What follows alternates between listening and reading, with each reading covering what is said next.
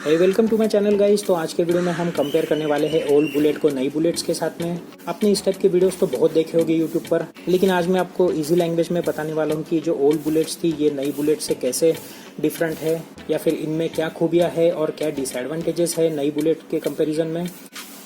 और मैं आपको ये भी बताऊँगा कि अगर आपको 2021 में अगर बुलेट खरीदनी है तो आप नया मॉडल खरीदना बेटर रहेगा या ओल्ड। तो गाइस चलिए स्टार्ट करते हैं। गाइज अगर वीडियो पसंद आए तो प्लीज़ लाइक एंड सब्सक्राइब कर लिया करो, इसकी वजह से मुझे मोटिवेशन मिलता है नए नए वीडियोस बनाने के लिए। मैंने इस वीडियो को कुछ पार्ट्स में डिवाइड किया है, जैसे कि इंजन स्पेसिफिकेशंस हो गए, उसके बाद ओवरहीट प्रॉब्लम, उसके बाद टैपेट्स, उसके बाद आता है पावर लॉस और उसके बाद आता है ओवरऑल यूज़र फ्रेंडलीनेस। तो चलिए स्टार्ट करते हैं। तो पहला पॉइंट है इंजन स्पेसिफिकेशंस। तो गाइज ये जो ओल्ड CI मॉडल की बुलेट्स आती थी उनका इंजन रहता था 346 सीसी का, जो कि हुआ करता था 4 स्ट्रोक एयर कूल्ड इंजन। अब मैंने मेरे पुराने वीडियोस में बताया था कि ये जो ओल्ड CI मॉडल्स थे उन्हें UI मॉडल्स भी कहा जाता था। UI का मतलब होता है यूनिट इंटीग्रेटेड। तो गाइज ये जो ओल्ड बुलेट्स थे इनका जो इंजन था ये मल्टीपल पार्ट्स को इंटीग्रेट करके बनाया जाता था, जैसे कि आपका मेन पावर हाउस इंजन हो गया, उसके बाद में आपका क्लच असेंबली हो गया, उसके बाद में आपका गियर बॉक्स असेंबली हो गया। तो गाइज ये सभी चीज़ें अलग अलग हुआ करती थी ओल्ड बुलेट्स में, जिसे इंटीग्रेट करके एक ओवरऑल इंजन बनता था। अगर मैं आजकल के जो नए बुलेट्स है जिसे हम UCE इंजन कहते हैं, उनमें ये सभी पार्ट्स को असेंबल करके एक इंजन बनाया जाता है। तो गाइज ये तो हो गया डिफरेंस इंजन में का। तो गाइज इसके कुछ फ़ायदे होते थे और इसके कुछ नुकसान भी होते थे। जैसे कि मैंने बताया कि जो ओल्ड बुलेट्स है उनमें 3 इंजन्स को असेंबल करके एक मेन इंजन बनाया जाता है। उसकी वजह से क्या होता था कि आपको तीनों पार्ट्स में अलग अलग ऑयल डालना पड़ता था। आप सभी को एक बात बता दूं कि ये जो ओल्ड बुलेट्स है इसमें 3.5 लीटर ऑयल डलता था, जबकि जो नई बुलेट्स है उनमें 2 या 2.5 लीटर ही ऑयल डलता है। तो गाइज आपको गियर बॉक्स में अलग से ऑयल डालना पड़ता है, आपको क्लच असेंबली में अलग से ऑयल डालना पड़ता है, आपको जो मेन पावर हाउस जो इंजन है उसमें 2.5 लीटर अलग से ऑयल डालना पड़ता है। तो गाइज ये तो था डिफरेंस इंजन के बारे में।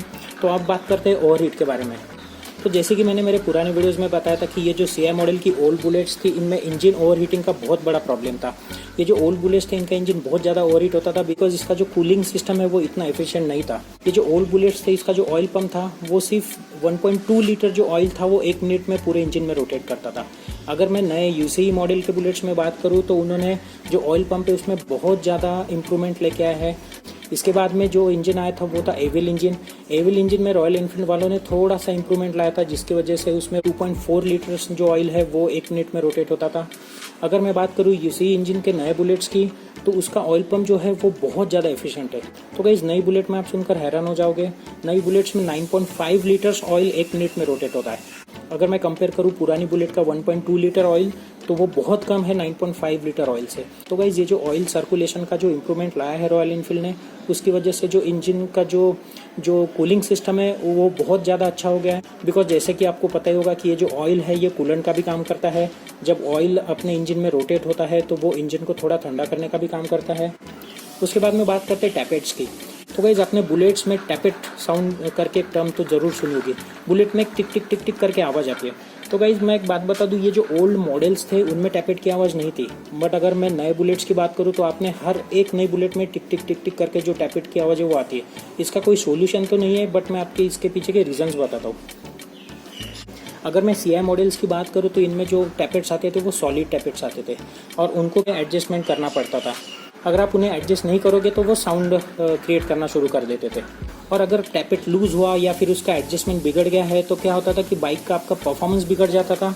दूसरी चीज़ है आपको प्रॉपर पिकअप नहीं मिलता था, और तीसरी चीज़ है कि आपको टैपेट का साउंड भी सुनाई देता था।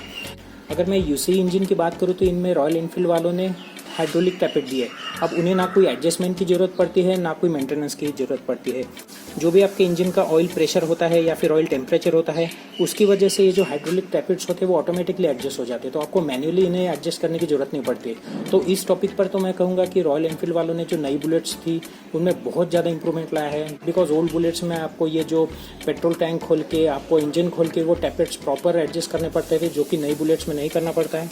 बस न्यू इंजन्स की एक ही बात है कि उनमें जो टैपेट टैपेट नॉइज़ है वो बहुत ज़्यादा है। जैसे कि मैंने स्टार्टिंग में बताया था वीडियो के, ये जो ओल्ड बुलेट्स इनमें टैपेट का आवाज़ ज़रा भी नहीं आता है। अगर मैं इंजन स्टार्ट करूँ तो आपको सिर्फ साइलेंसर की आवाज़ आएगी या फिर थोड़ी सी इंजन की आवाज़ आएगी, बिकॉज ऑब्वियसली मैकेनिकल इंजन है, वो जब चलता है तो थोड़ी तो आवाज़ क्रिएट करता ही है। बट अगर आप नई बुलेट्स को स्टार्ट करोगे तो आपको टिक टिक टिक टिक करके एक टैपेट्स की आवाज़ आएगी। तो गाइज ये आवाज़ नए बुलेट्स में तो हम कंट्रोल नहीं कर पाए, बट जैसे कि मैंने बताया उन्होंने जो हाइड्रोलिक टैपेट्स दिए उनमें ज़रा भी आपको मैन्युअली एडजस्ट करने की ज़रूरत नहीं पड़ती है। उसके बाद हम बात करते हैं पावर लॉस की। तो गाइज अगर मैं पावर के बारे में बात करूँ तो ये जो ओल्ड मॉडल्स थे इनमें 18 bhp की पावर जनरेट होती थी, और अगर इनसे मैं अगर कंपेयर करूँ नई बुलेट्स को तो उनमें 19.5 bhp की पावर जनरेट होती है। तो इतने सालों में रॉयल इनफील्ड वालों ने सिर्फ 1.5 bhp की पावर ही इंक्रीज की है इंजन्स में। तो गाइज आपको ये बात सुनने में बड़ी हैरानी होगी कि बुलेट जो इनमें पावर लॉस बहुत ज़्यादा होता है।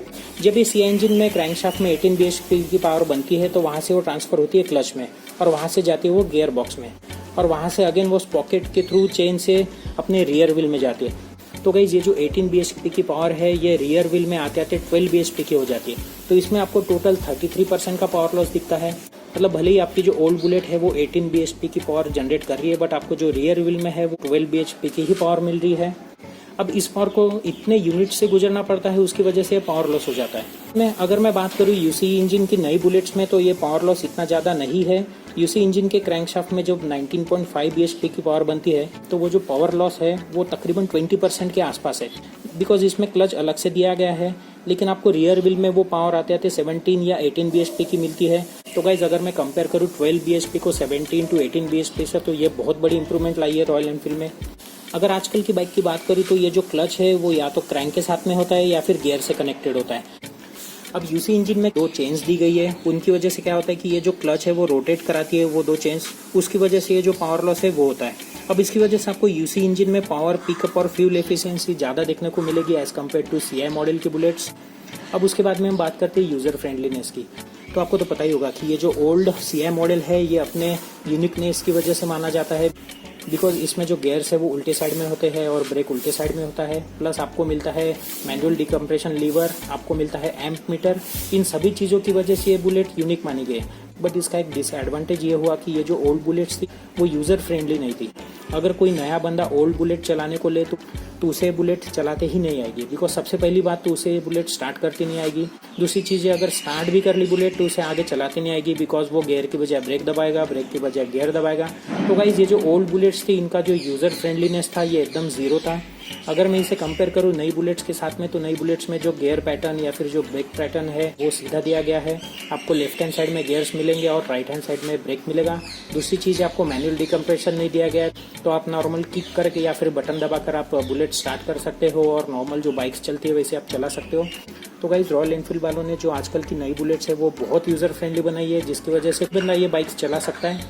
तो गाइज ये था डिफरेंस ओल्ड बुलेट और नई बुलेट में। अगर मैं बात करूँ परफॉर्मेंस या पिकअप या फिर यूज़र फ्रेंडलीनेस की तो नई बुलेट्स ओल्ड बुलेट से बहुत आगे हैं। बट अगर आप शौक के लिए गाड़ी लेना चाहते हो तो आप ओल्ड मॉडल ज़रूर ले सकते हो। तो गाइज और भी कुछ डिफरेंसेस है जो मैंने कवर नहीं किए जानबूझकर, बिकॉज वो बेसिक डिफरेंसेस है, जैसे कि फ्यूल इंजेक्टर हो गया या फिर drum brakes versus disc brake हो गया, ABS हो गया। उसके बाद आपका आता है फुल्ली इलेक्ट्रिकल सिस्टम जो कि नई बुलेट्स में दिया गया है, बट ओल्ड बुलेट्स में फुल्ली इलेक्ट्रिकल सिस्टम नहीं था। तो गाइज़ आई होप मेरा वीडियो आपको पसंद आया होगा। मैं जल्दी एक वीडियो लेके आऊँगा जिसमें मैं आपको बताऊँगा कि जो ओल्ड बुलेट्स थी इनके एडवांटेजेस क्या है और उनके डिसएडवांटेजेस क्या है। Please like and subscribe my channel. मैं आपके लिए नए नए वीडियोज़ लाते रहूँगा। Thank you.